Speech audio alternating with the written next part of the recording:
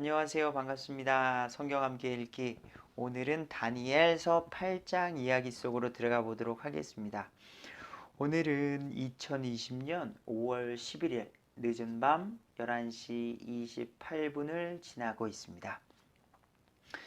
8장 숫양과 숫염소의 환상. 자, 1절 처음에 나 다니엘에게 나타난 환상 이후에 벨사살 왕의 통치 제3년에 한 환상이 내게 곧 나타나매. 자, 또 환상이 나타난 거예요. 자, 3년입니다. 벨사살 왕, 바빌론 벨사살 왕 통치 3년이고요. 7장을 보시면 이 벨사살 왕 제1년에 네 짐승 환상이 있었죠. 사자요, 곰이요, 표범이요, 무서운 열불 달린 짐승이 있었어요.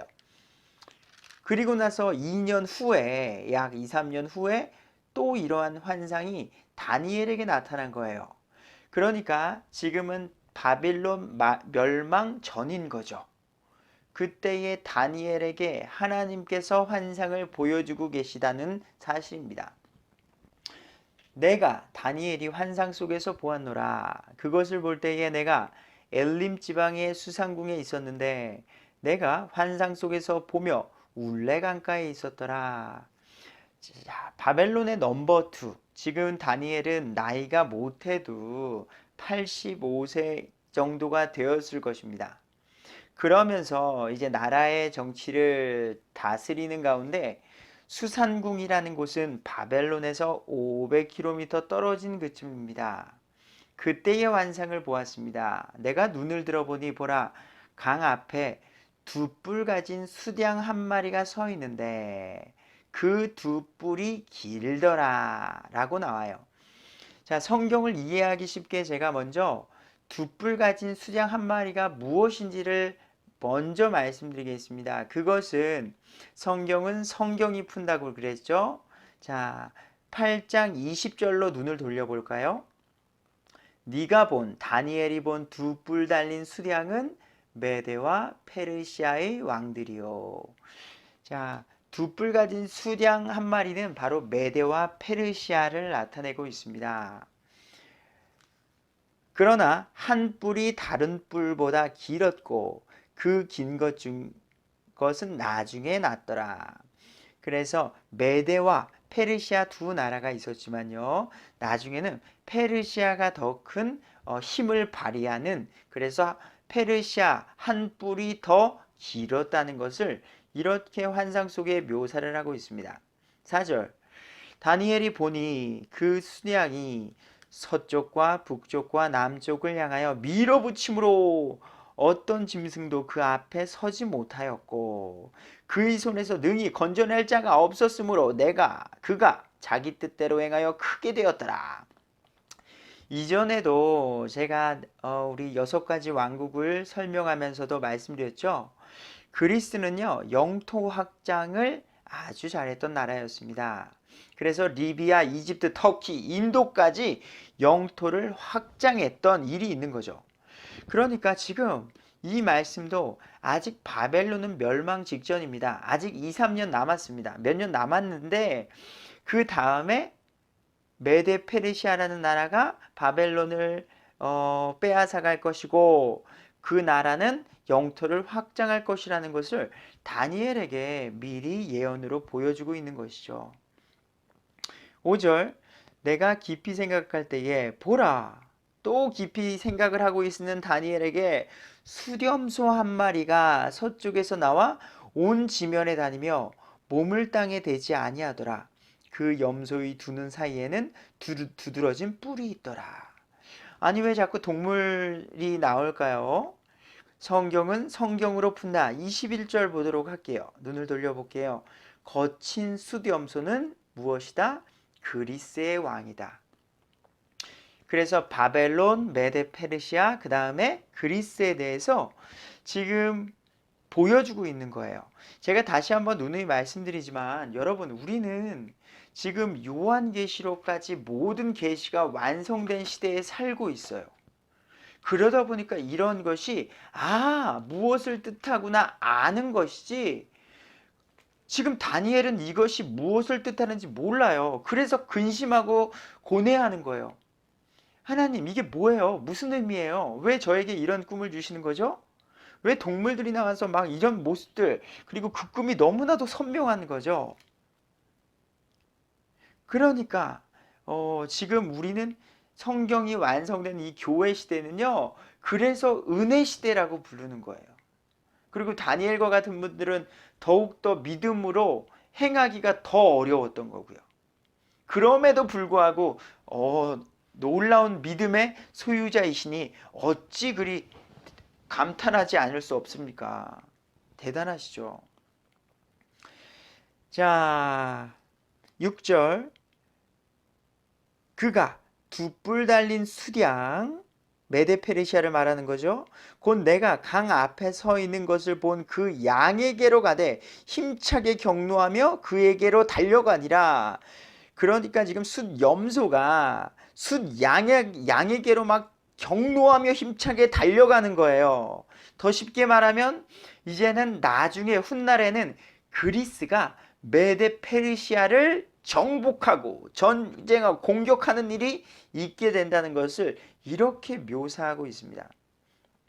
7절 내가 보니 그가 수량에게, 자, 그리스가 메데 페르시아에게 가까이 가서 그에게 성을 내며 흥분하고 그 수량을 쳐서 그의 두 뿔은 꺾었으나 그 수량에게는 그 앞에 설 힘이 없으므로 이제는 결국에는 그리스, 아니 메데 페르시아는 힘이 없어진다는 거예요.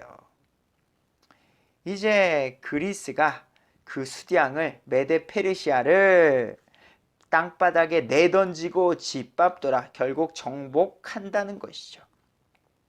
그 수량을, 자, 이제 이해하시겠죠? 수량이 무엇인지. 수량을 그의 손에서 능히 건져낼 자가 없더라. 결국 메데 페르시아가 그리스에게 멸망한다는 것을 나타내고 있습니다. 예언하고 있는 거예요. 8절 그러므로 그 수염소가, 이제 그리스가 힘이 크게 되더니 그가 강성할 때에 큰 뿔이 꺾이고 그것 대신 두드러진 뿔 넷이 하늘에 내 바람을 향하여 나서 올라오더라. 자, 이전에도 제가 말씀드렸지만 그리스는 결국에는 내 나라로, 내 왕국으로 갈라진다고 했습니다. 내 나라 왕국으로 갈라져서 이제 4분령도 흩어지는 일이 있게 되는 거죠. 자, 내 왕국 같은 경우는 알고 있듯이요. 카산드로스 왕조, 리시마코스 왕조, 셀레우쿠스 왕조, 프톨레마이오스 왕조, 크게 시리아의 셀레우쿠스 왕조, 그리고 이집트 쪽의 프톨레마이오스 왕조, 이 두 개가 크니까요. 그렇게 아무튼 네 개로 나뉘어지는 일이 있더라 예언하고 있고, 역사 속에서 우리는 이미 알고 있죠. 우리는 그 후의 시대를 살고 있기 때문에 정말로 이렇게 하나님의 말씀대로 나뉘어졌습니다. 그들 중에 하나에서 또 작은 뿔 하나가 나서 남쪽과 동쪽과 또 그 기쁨의 땅을 향하여 심히 커지더니, 자, 그것이 10절 하늘의 군대에 이르기까지 커져서 그 군대와 별들 중에 얼마를 땅에 내던지며 그것들을 짓밟더라. 자, 그래서 이 말씀들은요, 하나님의 예언의 성취와 더불어서 더 나아가 우리가 마지막 때에 일어날 일들 또한 포함하고 있는 예언의 말씀이에요. 자, 다니엘에 있었던, 자, 모든 성경 말씀이 그렇지만요, 그때 당시에게만 적용되는 것도 있습니다. 하지만 그때 당시에게도 있었던 일이고 적용됐던 일이지만 그 말씀은 살아 있어서 지금 교회 시대에도 우리에게도 적용되어지기에 이 말씀을 남겨주신 것이죠. 이 전쟁은, 자, 하늘의 군대까지 커졌답니다. 그래서 지금 그리스와 메데 페르시아의 싸움으로 이루어지는 것이 아니라 하늘의 군대, 영적인 싸움을 나타내고 있는 것이에요. 자, 참으로 그가, 야, 여기서 말하는 그가는 뿔 넷 중에 우리 큰 뿔이 꺾이고 그것 대신에 두드려진 네 뿔이 있죠. 그 뿔들 중에 하나가 있습니다. 그리스가 네 개의 왕국으로 나뉘어졌어요. 그 중에 시리아 셀레우쿠스 왕조의 안티오쿠스 에피파네스라는 사람이 있습니다. 이 사람은 아주 잔인한 사람이죠. 로마에서 인질로 잡혀갔다가 또 풀려나서 자기 시리아로 돌아와서 그리스로 돌아와 가지고 또 왕을 죽이고서 다시 왕을 차지하고 자기가 왕이다, 자기가 신이다라고 말하면서 하나님 앞에 도전하고 교만했던 사람이에요. 그래서 여기서 말하는 11절에 참으로 그는요, 시리아 셀레우쿠스 왕조의 안티오쿠스 에피파네스라는 사람입니다. 그가 그 군대의 통치자에게 이르기까지 자신을 높이며 그로 말미암아 날마다 드리는 희생물이 제거되고 그분의 성소가 있는 곳이 허물어졌더라. 그래서 유대인들에게도 하나님께 예배드리는 모든 것도 금하고요. 돼지 피를 갖다가 성전에다가 드리기도 하고요. 하나님께 드리기도 하고요. 자기가 아주 교만하게 하나님을 대적하는 나쁜 행위를 행했습니다. 자, 지금 말씀드린 대로 그 당시에도 안티오쿠스 에피파네스라는 사람은 자기가 신이다 라고 말하는 행위를 했다는 것이고요. 제가 이 뒤에 가면 말씀드리겠지만 요한계시록을 봐도 알아요. 7년 환란기에 적그리스도가 등장해요. 7년 동안 3년 반 동안은 제도적으로 정치적으로 나라를 잘 이끄는 것 같으면서 3년 반이 지나고 난 뒤에는 자기가 성전 위에 서서 자신을 높이는 일이 있게 된다는 거예요. 그거를 지금 성경은 말하는 거예요. 다니엘 시대에도 이러한 사람이 있었지만 이러한 역할을 하는 적그리스도가 계시록에도, 그러니까 세상 마지막에 나온다는 거죠. 12절, 또 범법으로 인하여 한 군대가 그에게 주어져서 날마다 드리는 희생물을 반대하게 하며 그것이 진리의 땅에 내던지고 꾸준히 행하며 형통하였더라. 자, 이거는 아까 말씀드린 대로 하늘의 군대까지 이르는 전쟁이었어요. 영적 전쟁이에요. 그래서 안티오쿠스 에피파네스 뒤에는요, 마귀의 움직임이 있었어요. 어떤 이 세상의 움직임 가운데 하나님의 손에 이끌려서 목숨 가운데 순교하고 복음을 전하는 사람이 있는가 하면 자기도 모르는 사이에 사단의 손에 붙들려 사단의 일을 하는 사람들도 있음을 기억하셔야 됩니다. 13절, 거룩히 구별된 자가 등장합니다. 그때에 한 성도가 말하는 것을 내가, 누구예요? 다니엘이 들었는데 다른 성도가 말하던 바로 그 성도에게 이르되 날마다 드리는 희생물에 관한 그 환상과 황폐하게 하는 그 범법이 어느 때까지 지속되어 성소와 군대를 내주고 발밑에 짓밟히게 하겠느냐. 자, 이런 지금 말씀드린 대로 성전 속에서 헌물을 드리고 막 이러한 유대인들이 지켜야 할 그런 것들이 이루어지지 못하고 있는 거예요. 날마다 드리는 희생물이 있는데 그런 것들이 지켜지지 않는 거예요.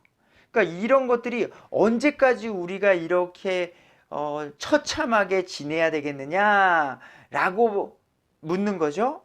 그가 내게 이르되 언제까지요? 2300일까지니라. 정확한 날짜가 나오는 거예요. 그때에 성소가 정결하게 되니라. 제한된 시간이에요. 2300일, 6년 4개월 20일입니다. 그래서 이걸 역사적으로 봤을 때 BC 164년 12월 25일 날 성전 탈환을 하게 되는 일이 일어나게 되는 거예요. 그래서 정확하게 지금 다니엘이 이 말을 듣고 난 후에 2300일까지 있은 후에 성전이 탈환되는 일이 있었으니 이 어찌 놀라운 일이 아닐 수 없을까요? 자, 15절, 가브리엘의 환상에서 나 곧 다니엘이 그 환상을 보고 그 뜻을 알고자 할 때에, 자 여러분, 지금 제가 수량은 무슨 나라고, 숫염소는 무슨 나라고, 이게 무슨 걸 의미한다는 것을 이미 말씀드렸어요. 근데 우리는 말씀드린 대로 이 일이 일어난 후 시대 사람들 역사의 자료들이 있고요. 계시록까지 완성된 자료가 있어서 비교 분석이 가능한 거지만 다니엘은 모르는 거예요. 이게 무슨 일이야?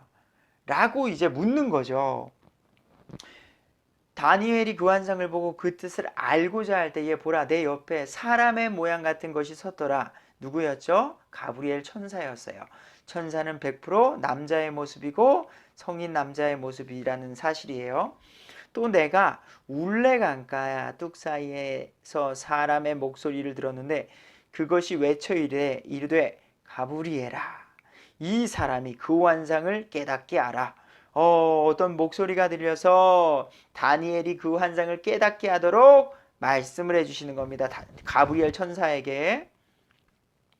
이에 그러니까 가브리엘 천사가 다니엘이 서 있는 곳으로 가까이 나오더라. 천사가 나올 때에 내가 두려워서, 자 여러분, 천사를 대면한 거예요. 그 사람 같은 모습인데 실질적으로 어땠는지는 모르겠습니다. 자, 나올 때에 내가 두려워서 얼굴을 대고 엎드렸으나 천사가 내게 이르되, 가브리엘이 내게 이르되, 오 사람의 아들아 깨달으라. 그 환상은 끝이 임하는 때에 있을 일이라는 거예요. 언제요? 끝이 임하는 때에 있는데요. 근데 그 끝이 무슨 끝인지도 모를 거예요, 여러분. 어느 누가 와서 당시 끝에 있을 일이다. 그 무슨 끝이라는 이제 더 들어봐야 되겠죠. 자, 이제 천사가 나와 말할 때에 내가 다니엘이 얼굴을 땅으로 향하고 엎드려서 깊이 잠들었으나, 자 잠들었대요. 그가 내게 손을 대어 나를 똑바로 일으켜 세우고 이르되 보라, 내가 그 경로의 마지막 끝에 있을 일을 너에게 알려주리라. 이제 그게 언제 어떻게 이뤄지는지 알려준다는 겁니다. 이는 정해진 때에 그 끝이 임할 것이기 때문이라. 바벨론, 메데 페르시아, 그리스, 로마, 이 모든 것이 성취 그대로 됐듯이 마지막 왕국도 그대로 성취된다. 마지막 끝에 7년 환란기 마지막 3년 반 부분을 말하고 있습니다. 이것도 다니엘은 몰라요, 여러분. 자, 20절. 네가 본 두 뿔 달린 수량은 메데와 페르시아의 왕들이요. 아까 말씀드렸죠. 21절. 거친 수염소는 그리스의 왕이며 그의 두 눈 사이에 큰 뿔은 첫째 왕이라. 그래서 그들이 누군지, 그래서 메데 페르시아가 그리스에게 정복당한다는 것을 말해주고요. 이제 그것이 꺾이고 그것 대신에 네 개가 일어난즉 내 왕국이 그 민족으로부터 일어나되 그의 권세만은 못하리라. 자, 이제 이건 어떤 나라를 뜻할까요? 내 왕국. 네. 자, 그들의 왕국의 마지막 때 곧 범법자들이 가득할 때쯤 사나운 얼굴을 하고 숨겨진 그의 뜻을 깨닫는 한 왕이 일어나리라. 자, 마지막 때에 무서운 왕이 일어났죠. 다니엘 시대로 적용하면 누구죠? 아까 말씀드린 안티오쿠스 에피파네스예요. 부분적으로. 근데 또 이게 언제 일어난다? 여러분, 마지막 때예요. 마지막 때. 그때 적그리스도가 등장하는 거예요. 그래서 자기를 왕으로 자신을 드높이는 그 일이 있었다는 거예요. 그 뒤에 더 정확하게 나오니까 제가 설명해 드릴게요. 24절. 그의 권세가 강할 터이나, 계시록을 보시면 알겠지만요, 그의 적그리스도는요 초인적인 능력을 갖고 있어요. 진짜 병든 자를 고치고 죽은 자를 살릴 수 있는 능력이 있는 사람이에요. 그래서 많은 사람이 그를 따르게 돼 있어요. 그래서 여러분들, 우리는 분별을 해야 돼요. 정말로 놀라운 능력이 있다고 해서 그 사람이 진짜 하나님의 사람이냐, 이것은 성경으로 분별을 해야 된다는 거예요. 자, 강할 터이나 자기의 권세로 말미암은 것은 아니라. 그러니까 그 적그리스도라는 사람이 등장할 텐데요. 자기의 권세로 말미암는 것이 아니라 배후에 누가 있다? 마귀 사탄이 있다라는 거예요. 자, 지금 아까 말씀드린 대로 안티오쿠스 에피파네스 뒤에 하늘의 군대까지 이르러서 영적 전쟁이 지금 하늘에서도 있는 거예요. 그걸 나타내고 있어요. 우리가 보기에는 그냥 인간의 전쟁이라고 볼 수 있는데 하늘에 사탄이 움직여서 지금 무언가를 계략하고 있는 거죠. 마지막 시대에도 그런 일이 있다는 것이고요. 크게. 그래서 지금 말하는 거예요. 그가 자기의 권세로 하는 게 아니라 뒤에 마귀가 있다. 그가 놀랍게 파괴하고 형통하며 꾸준히 해가고 강한 자들과 거룩한 백성. 자, 거룩한 백성은요, 이때는 선별된 유대인들을 의미해요. 여러분. 자, 그래서 계시록 13장 2절 제가 요것만 좀 읽어드릴까요? 계시록을 나중에 또 제 홈페이지에는 부분적으로 올라가 있어요. 계시록이. 예, 그거를 보셔도 되고 좋은 계시록 강해를 들으셔도 됩니다. 자, 13장 2절이죠. 오케이. 자, 내가 본 그 짐승은 표범과 비슷하고 그의 발은 곰의 발 같으며 그의 입은 사자의 입 같은데 용이, 자, 여기는 마귀 사탄이에요. 마귀 사탄이 자기의 권능과 자기의 자리와 큰 권세를 그에게 주었더라. 자, 한 짐승이 마지막 시대에 등장하는데요. 그 짐승 적그리스도에게 힘이 있어요. 그것이 누구냐? 자, 마귀 사탄, 그 권능과 그 자리와 권세를 적그리스도에게 주는 일이 있는다는 거예요. 그래서 지금 자기의 권세가 아니고 뒤에 마귀가 있다. 그거 말하는 거예요. 자, 25절 그가 또 자기의 정책을 통하여 자기 손에서 속임수가 형통하게 하고 자기 마음속에서 자신을 높이며 평화를 빌미로 많은 사람을 멸할 것이요. 자, 지금도 그래서 가장 많이 일어나고 있는 게 평화. 이것을 가장 잘하고 있는 종교가 어디다? 로마 카톨릭이에요. 로마 카톨릭이요. 그래서 온 세계의 평화를 가장한 두 얼굴의 사나이라는 거죠. 여러분, 좋은 이미지가 있지만 로마 카톨릭이 행하고 있는 종교 통합 일치 운동. 자, 모든 종교는 신은 하나다. 정상으로 올라가는 길은 여러 가지가 있습니다. 당신의 종교, 모든 종교, 이슬람, 무슬림, 무슨 토속 신앙, 지금 WCC, NCC 이런 모든 것들을 허용하면서 이런 종교 통합을 일으키고 있는데 여러분 불가능해요. 거룩하신 하나님께서 정말로 우상 숭배하는 자들과 같이 찬양받으실 수 있다고 생각하십니까? 그것은 지극히 인간적인 생각이에요. 그것은 하나님의 뜻을 내려놓고 인간이 왕이 됐다는 뜻이랑 다를 바가 없는 거라는 거죠. 평화를 빌미로 많은 사람들을 지옥불로 끌고 가는 행위라는 것을 우리는 자각하셔야 됩니다. 세상이 점점 험악해질수록 평화라는 이름을 가지고 사람들이 드러날 것이에요. 많이 종교들이 나타날 것이에요. 하지만 우린 여기 속으면 안 되겠죠. 네, 그들을 위해서 더욱더 기도하고 그들이 변화될 수 있도록 우리가 바르게 나아가야 할 것입니다. 자, 또 그가 일어서서 통치자들의 통치자를 대적할 터이나. 통치자들의 통치자 누구죠? 예수님이에요. 예. 예수님을 대적할 터이나 그가, 이게 뭐 그는 마귀 사탄을 의미합니다. 제가 찾아드리지 않겠으나 그가 손으로 말미암지 아니하고 무너지리라. 결국 사탄의 권세는 무너지게 된다는 겁니다. 이미 말한 저녁과 아침의 환상이 참된즉 너는 그 환상을 닫아두라. 그래서 여러분 다니엘이 이러한 환상을 보고서도요 그냥 닫아둔 거예요. 알 수도 없었고. 다니엘도 아직 이거에 대해서 정확하게 무슨 말을 하는지 잘 모르실 수도 있어요.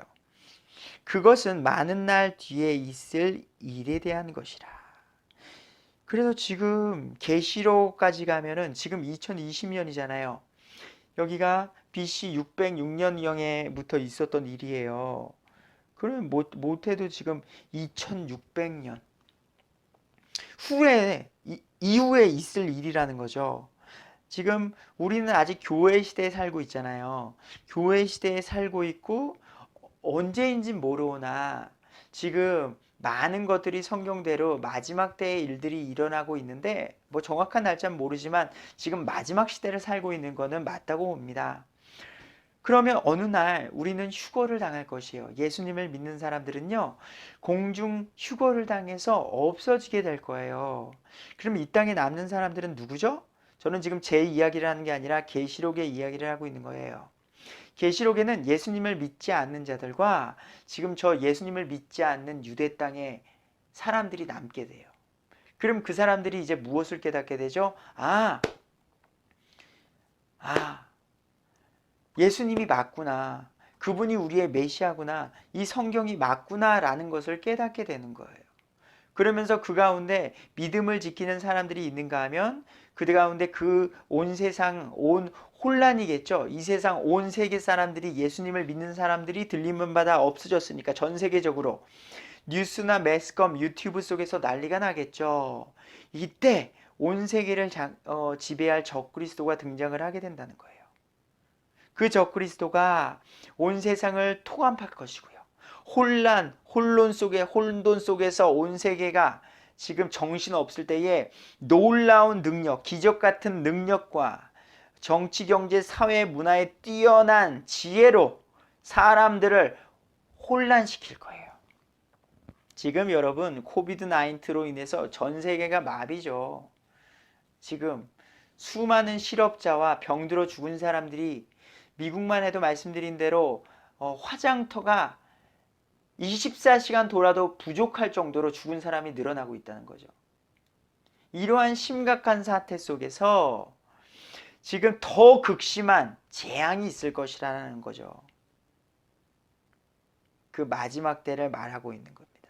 적그리스도가 등장하겠지만 평화를 빌미로 사람들을 멸하겠지만 그 통치자들의 통치자 예수님께서 다시 오셔서 그 악한 권세를 무너뜨린다는 메시지가 담긴 거죠. 자, 그것은 많은 날 뒤에 있을 일에 대한 것이라. 나 다니엘이 기진하여 며칠을 앓다가, 여러분 환상을 하나 봤는데 며칠을 알았대요. 그 뒤에 일어나서 왕의 일을 행하였느리라. 며칠 뒤에 다시 자기 나라를 다스리는 일을 행하였다는 거죠. 내가 그 환상으로 말미암아 놀랐으나 아무도 그것을 깨닫지 못하더라.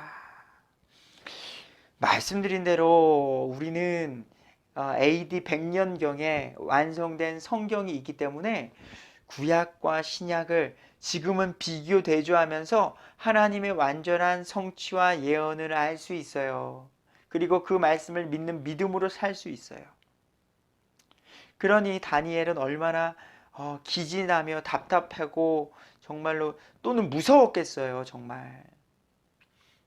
이러한 가운데에서도 하나님께서 우리에게 이러한 말씀을 주셨습니다. 여러분, 하나님의 말씀은 살아 있습니다. 지금 우리가 어떠한 처지에 있더라도요, 지금 바르게 살아가고 있다면 믿음을 갖고서 또 온전히 나아갔으면 좋겠습니다. 세상과 타협하지 말고 더욱더 바르고 성실하게, 가정 속에서도 바르게, 사회 속에서도 인정받는 존재로서 모든 곳에서 바른 그리스도인으로 살아가는 우리가 됐으면 좋겠습니다.